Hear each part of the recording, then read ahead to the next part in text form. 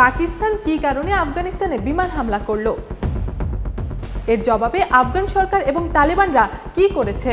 পাক আফগান সীমান্তে প্রচণ্ড গোলাগুলি এবং সংঘর্ষের হতাহতের সংখ্যা কত? কেন পাকিস্তান এবং আফগানিস্তানের এই যুদ্ধাংদেহী মনোভাব? সেখানকার সর্বশেষ পরিস্থিতি কি? চলুন জেনে নেওয়া যাক এসবের বিস্তারিত।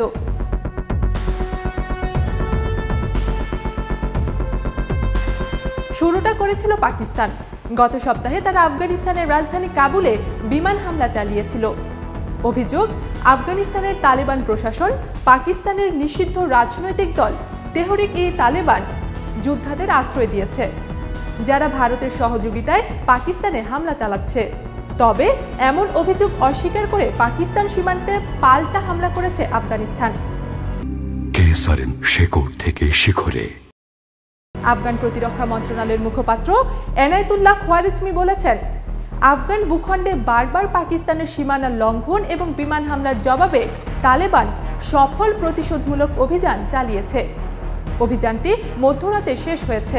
অন্যদিকে হেলমান্দ প্রদেশের পাল্টা হামলায় 15 জন পাকিস্তানি সেনা নিহত হয়েছে বলে দাবি করেছে আফগান কর্তৃপক্ষ।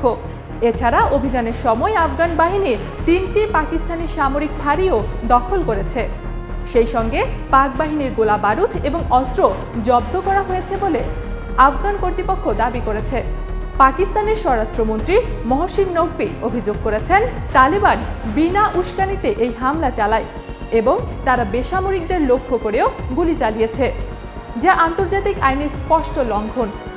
পাকিস্তান প্রতিটি ইটের জবাব দেবে এক একটি পাথর ছুঁড়ে। আফগানিস্তান আগুন এবং রক্তের খেলা খেলছে। তবে আফগান সরকারের পক্ষ থেকে বলা হয়েছে, আফগানিস্তানের সার্বভৌমত্বের উপর হামলা চালিয়েছে পাকিস্তান।